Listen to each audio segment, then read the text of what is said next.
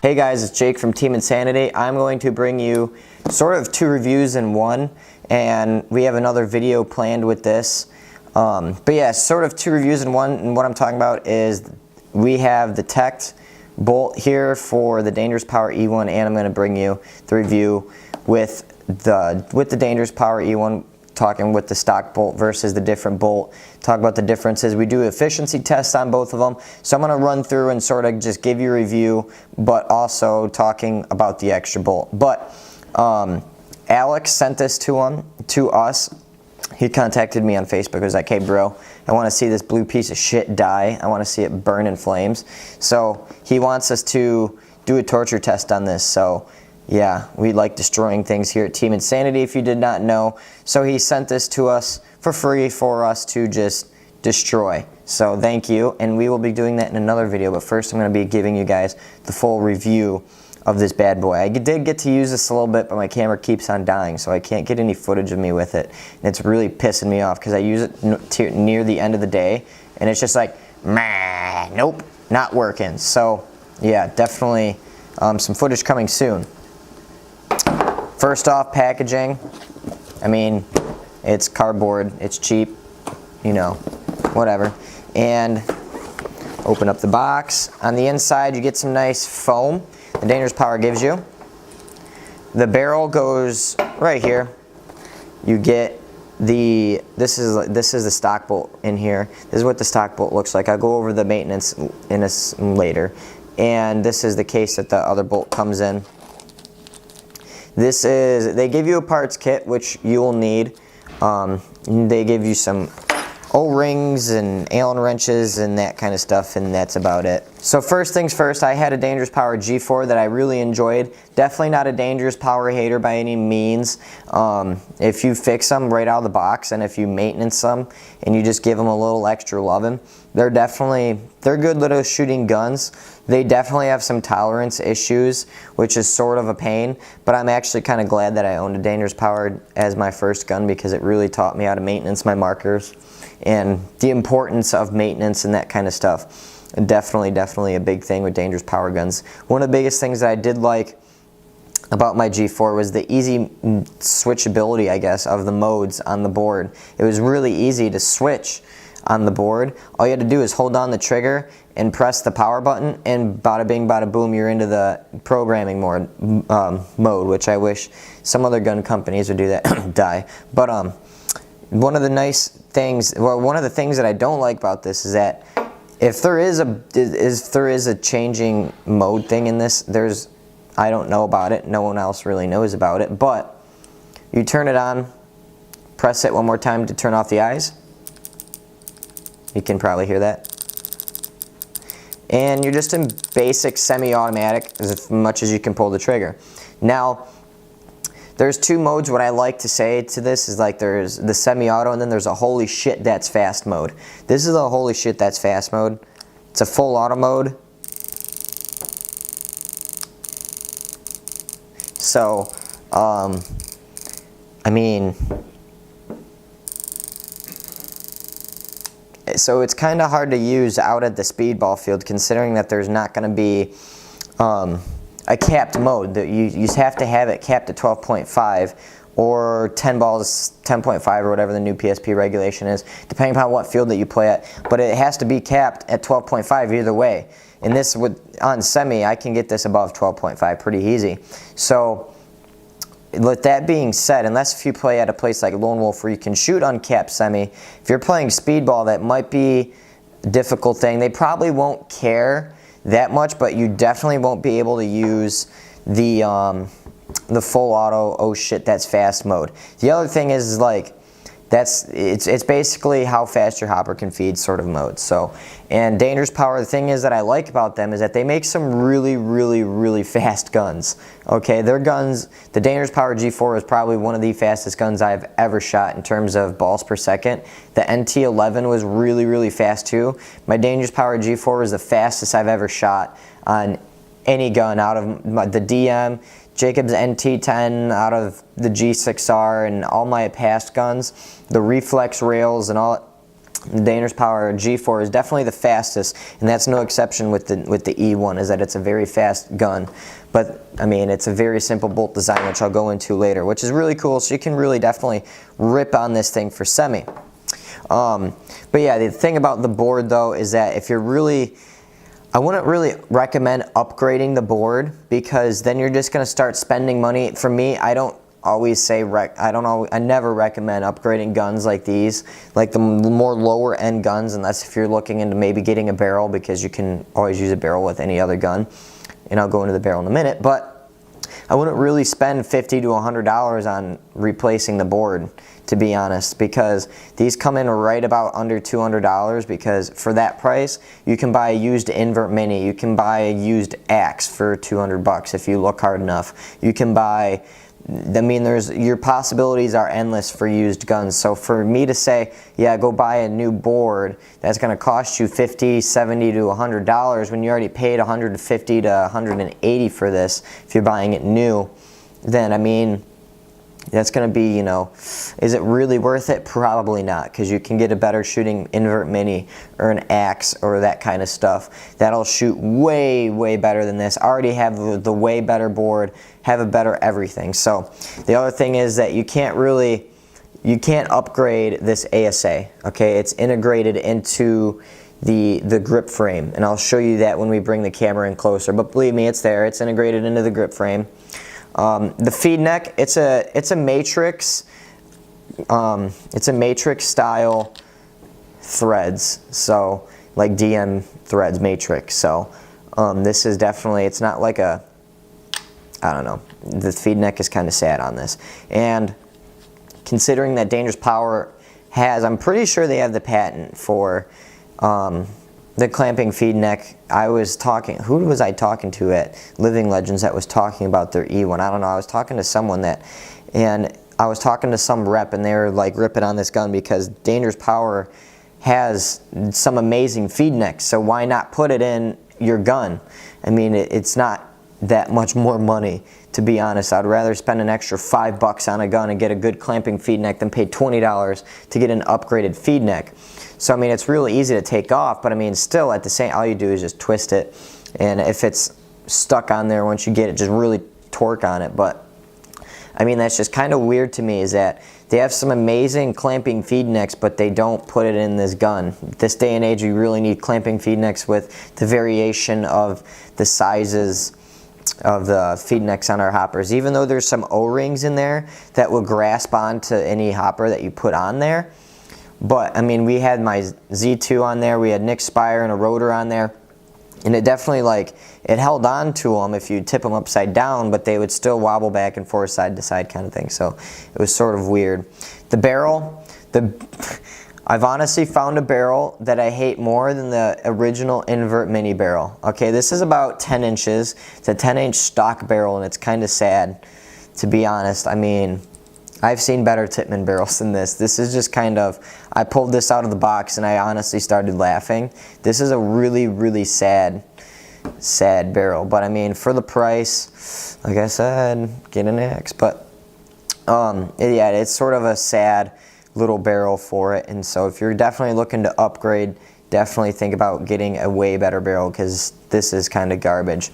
The trigger, it's not a bad trigger. I like Dangerous Power triggers. There's some side-to-side play, but for what you're paying for, it's a pretty damn nice trigger. Dangerous Power does really good on their triggers. It's a really nice trigger for what you're paying for, to be honest. I mean, I've felt some good triggers, and it is a little bit harder. It's a little bit more stiff, but I mean, you can adjust it a little bit. And overall, I mean, for what you pay, it's not that bad of a trigger. And also, I was looking around on this gun. I was looking to take apart, I wanted to separate the top half from the grip frame, and I only found one screw, and I honestly don't know where the other screw is or how to take this, because I think you can take it off to maintenance the solenoid, but I've been looking all over the place for the extra screw because I wanted to do it in the maintenance video. And once I got this, I honestly spent like over an hour looking for the second screw, because once I unscrewed one of the grip frame screws that's holding this together, it didn't want to come off. So unless if I'm doing something wrong, I have no clue, or unless this is not supposed to be separated, but I'm pretty sure I can see the line where it can be separated. So I mean, I don't really know. So what we're gonna do now is that we are going to take we're gonna go out there to do the efficiency test, and we are gonna do the stock bolt first. We're going to chrono the stock bolt and do the efficiency test, and then we're not going to touch any of the settings. We're just going to fill the tank back up. We're not going to mess with the dwell. We're not going to mess with the velocity of on the reg or anything. We're just going to put the stock bolt, we're going to take it out and put the teched bolt in there, and we will come back after that efficiency test. We will do the maintenance, and then I will do my conclusion and wrap up my final thoughts about it. So we are right at 3K on our tank for the stock bolt. As you can see, we have the stock bolt in it. There's not the tech T-bolt or the tech. I know you people will get upset.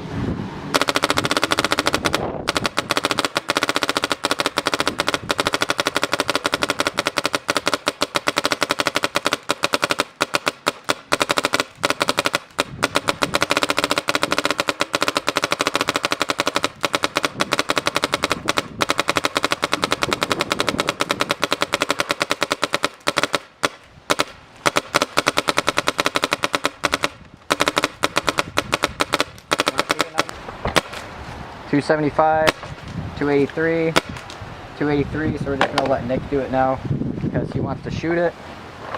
Shoot this deep. That's car you want to know.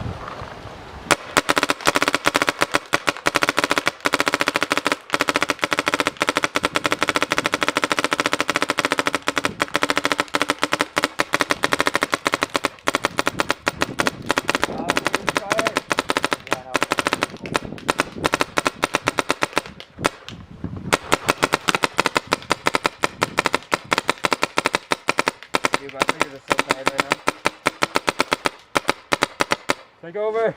Right. Yeah, it sounds like a shooting one. Still going. Right. Left hand mode. Oh, yeah, that's not it.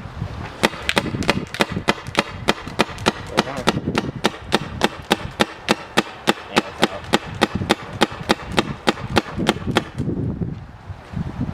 That's it.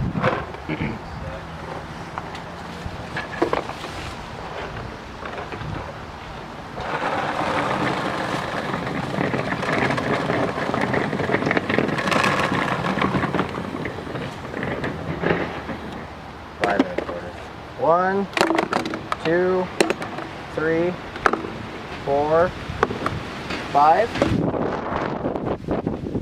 and a quarter. So now what we're going to do, we are going to switch out the bolts and do it with the tech bolt. All right, so we're at 3K again, the same exact spot, and we have the tech bolt in it, or the tech T-bolt for all you people like me. And we have not touched. All I did from swapping the bolts, all I did was put the bolt in. I did not change the velocity or anything, so we're going to see the difference in velocity. So we're sitting right at the same exact speed that we did the last test on. So far, my first impressions, shoots a lot better. So that's rip.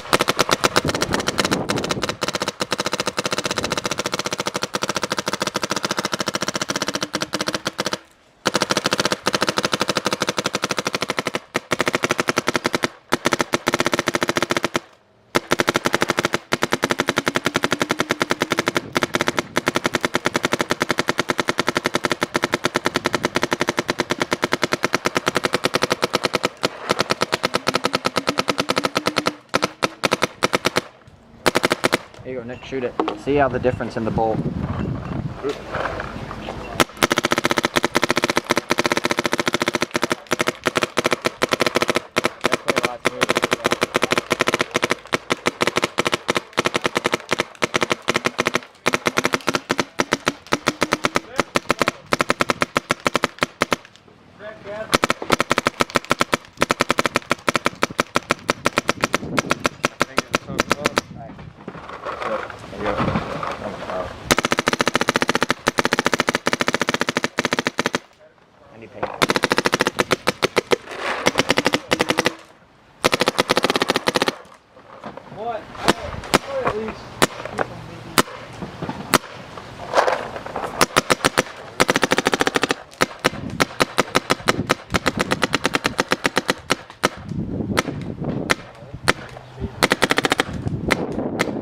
It's still shooting paint, so we'll keep going.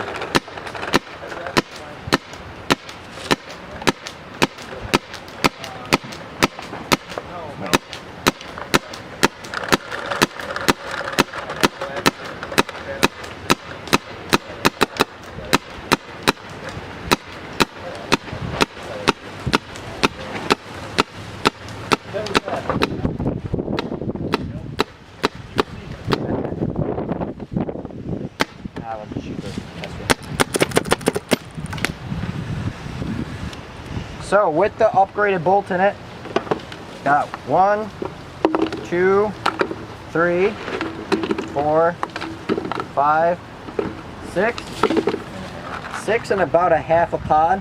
And that was on uncapped semi. You probably could get more if it wasn't on uncapped semi. And I did not adjust the dwell or anything. So you probably could have got a whole nother pod if you would adjust and play with the dwell. But I didn't play with the dwell. I kept everything how it was from the previous efficiency test. So let's bring it in and let's do the maintenance. Alrighty, so here we have the Dangerous Power E1 maintenance video. So first things first, with the teched bolt, I have the teched bolt out in for a reason. So what you do is that it's toolless. You just twist that bad boy, and she comes out as so. And then I'm going to show you what you do is just tip it upside down, give it a little shake. If not, put your finger down the breech, and the rest of the bolt should pop out. Just going to take this, put her off to the side, and this is the teched bolt right here. So now I'm going to show you the difference between that and we have the original. Alrighty, so here is the two bolts side by side, the differences. Now this is the stock bolt. So this is just a basic of all basic dump valve bolts. There's really nothing to this. So the bolt slides forward, and as you see, the air will just dumps right through and pushes all the air out, closes, bada bing, bada boom. That's how it shoots. It just opens up a little bit, the air rushes all the way through, and it closes. So it cycles like this the whole time. And that's what makes this thing so simple. Dangerous Power bolt, the G4 bolt was sort of like this. That's what makes it so simple and be able to cycle so fast, because there's not so many moving parts. There's only one thing that's moving. So there's not really many parts moving with it. Anything like that, it's real light bolt. It's definitely not like a Tippmann bolt or anything like that. So you'll be able to reach higher speeds, as you saw in the efficiency test. You can get a decent speed on this bad boy.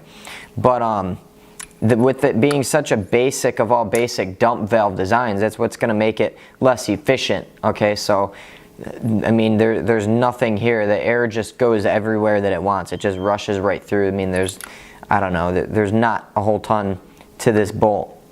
But with that being said, I mean, it's so simple that if it starts leaking down the barrel, you just change this O-ring that's right here. Normally that should fix it.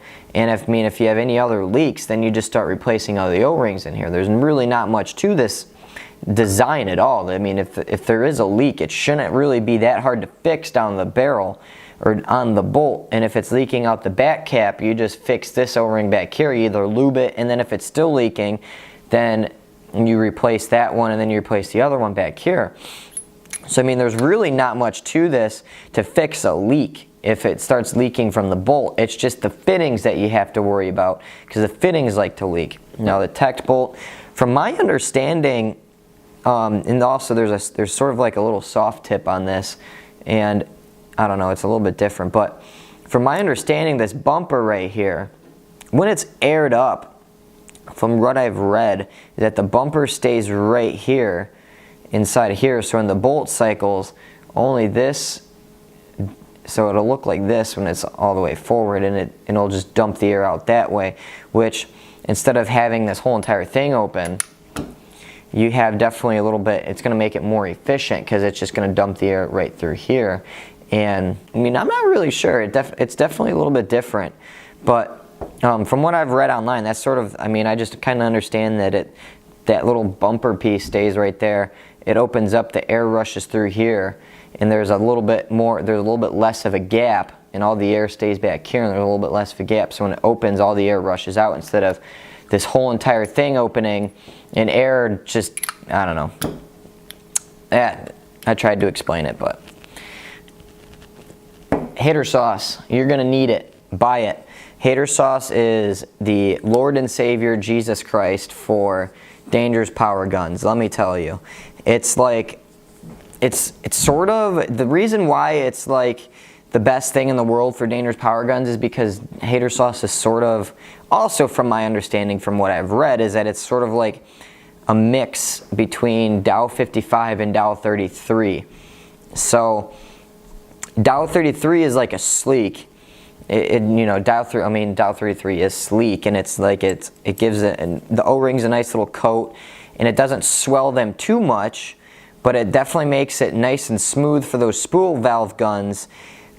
It doesn't really swell the O-rings that much. Bob Long always recommends Dow 55 because it swells the O-rings a lot more than normal Dow 33. So Dow 55 and Dow 33 combined, you get one that's sort of like one that swells the O-rings a little bit for tolerance issues, but you get sort of the feel of the sleek, so which is real nice. So you get, at the same time, instead of just using Dow 33 or using Dow 55, it's sort of like a combination, I guess. And that's also what I've read on PB Nation, why dangerous power guns love it so much. But yeah, so I hope that sort of explains hater sauce. I mean, that's just sort of my understanding of it. And so that's basically all you want to do is just wipe it down. Now you're definitely going to want to lube this O-ring right here on the tip of the bolt tip. So yeah, make sure that you lube this back O-ring. Very not hard at all. It's very easy. Make sure that you lube the back threads and make sure that the back O-rings get it. Don't need too much. Make sure that you lube the O-rings on the front. Not too difficult, like I said. Hater sauce, great. It's like a Dow 55 and Dow 33 mix, so it'll swell the O-rings perfectly fine. You just lube these O-rings up here. Nothing too fancy. You're just going to lube these back O-rings over here. Yeah, that's about it that you have to do for the tech bolt. Just make sure that you lube all the O-rings, lube all of that. Now what I'm going to do is I'm going to show you the reg.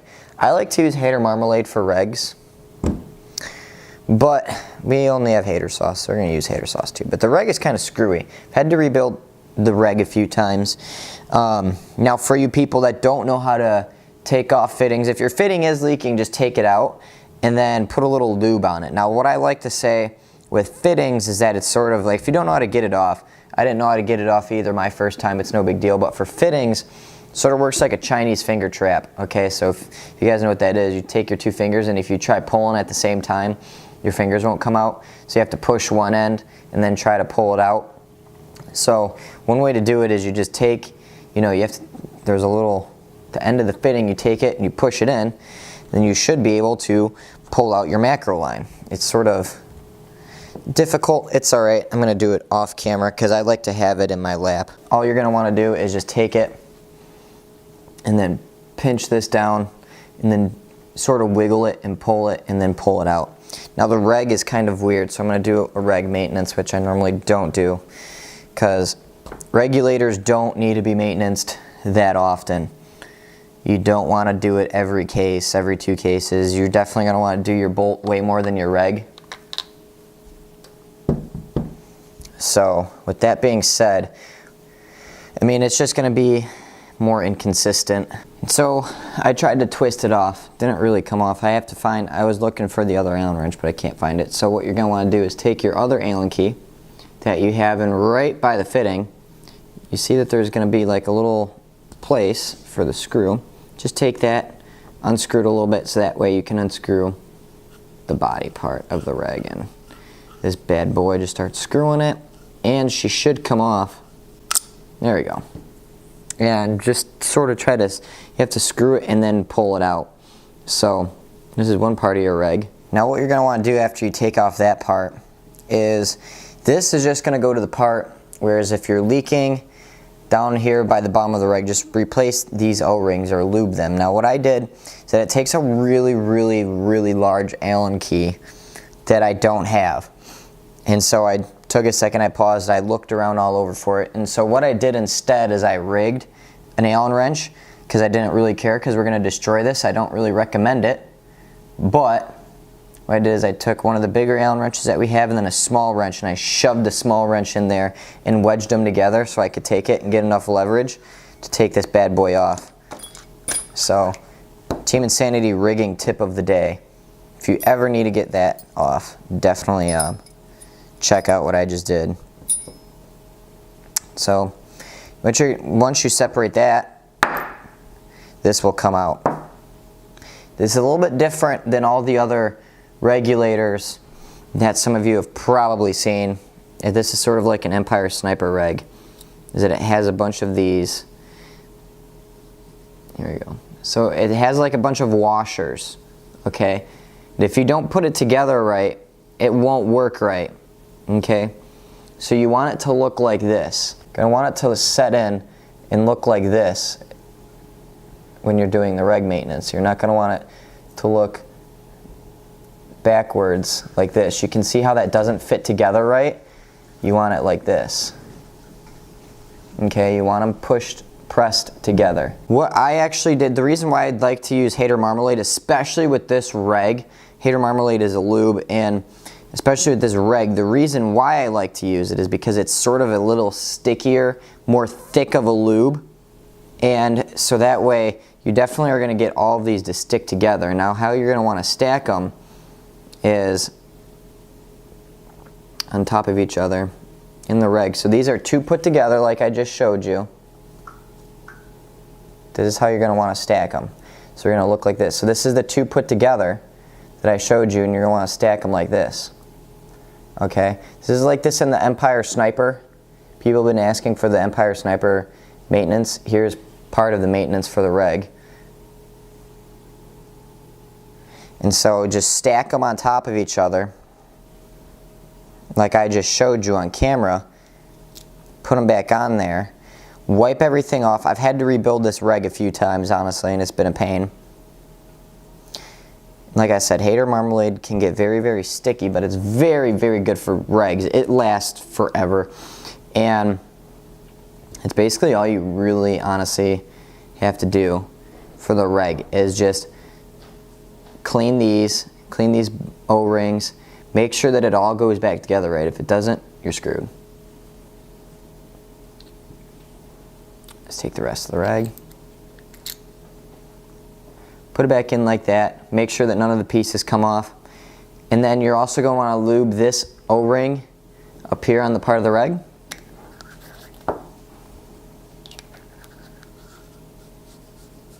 Screw this bad boy back on.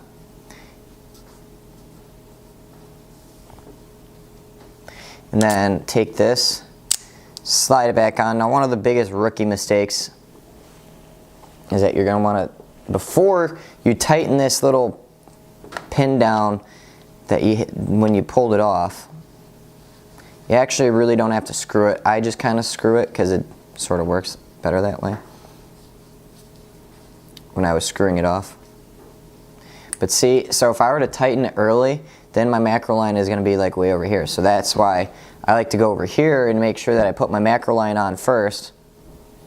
Before we do that, let's take a little bit of hater sauce. This is how you get leaks to stop on the fittings. It's a temporary fix, but it works. I did it forever with my G4.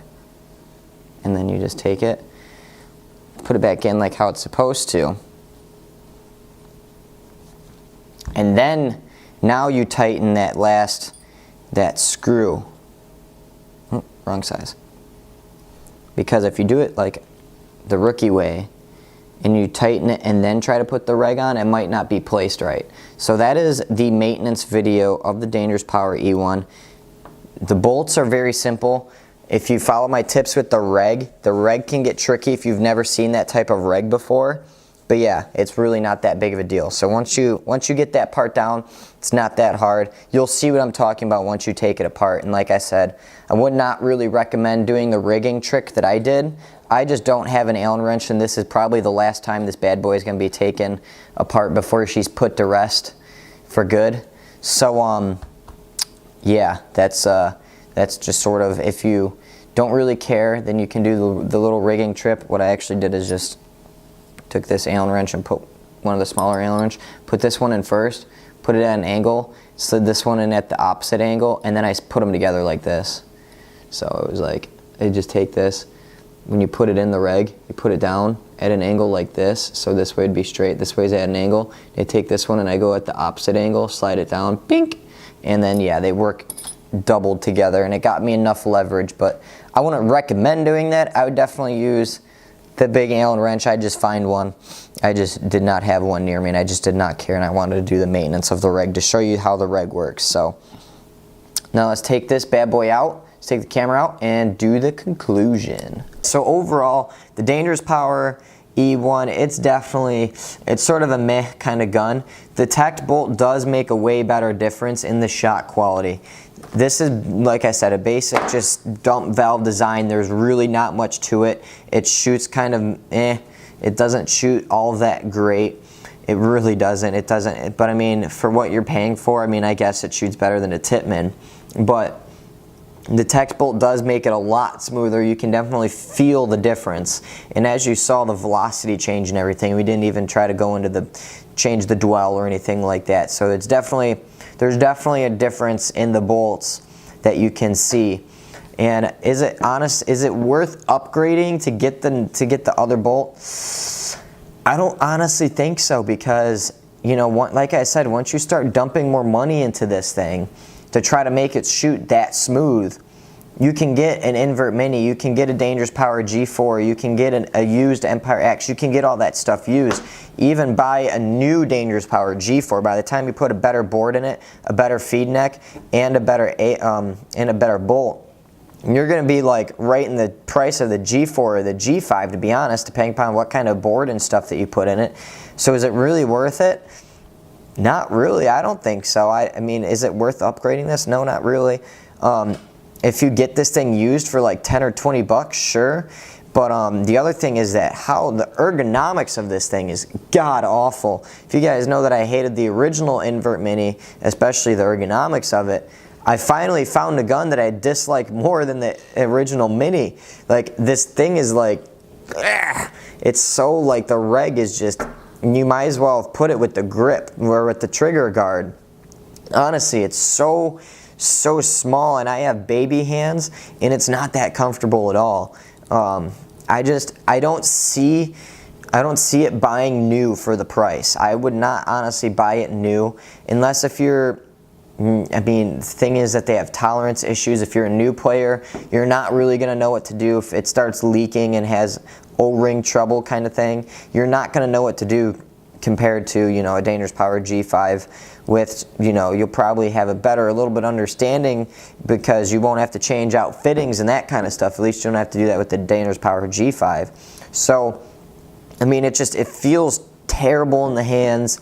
It has a god-awful clamping feed neck ASA, and I mean, the shot quality is meh. But I mean, for what you pay for, I can definitely understand. But you know, I mean, you get for what you pay for. But at the same time, if you look at used stuff, you can just save up an extra 50 bucks and get like an axe for 200 bucks or a mini GS for that money or that kind of stuff. Because I really don't think, I don't know, unless if you really don't want to buy used. But that's just sort of my opinion on it. And if you want my opinion, cool. If you don't, whatever, you can buy it. But this is definitely, I mean, if you buy one for like 20-30 bucks, sure, it's definitely worth it. I'd buy one for 20-30 bucks and play around with it. The people that I've talked to have bought one for like 10 bucks, Isaac and Michael. So I mean, definitely if you can get a deal like that. But other than that, is it really worth buying new? Not really. I wouldn't say so. So yeah, thanks for watching. The bolt is definitely worth the upgrade. It feels a lot better, but I mean, at the same time, I just say save your money and not get the extra bolt and that kind of stuff. So hope this was a good review for you guys. If you have any more questions, leave it in the comment section below about this gun, or go to our Ask Us Anything video that we do on Wednesdays where you can ask us any questions. Go check out our community channel and our forum. Definitely go send us your videos for the community channel and talk to us on the forum about stuff. We have our own forum and same forum Paintball. In next video, we'll be destroying this piece of shit. So yeah, stay tuned for that destruction video. It's going to be really funny. We have some awesome stuff planned for it. Bye.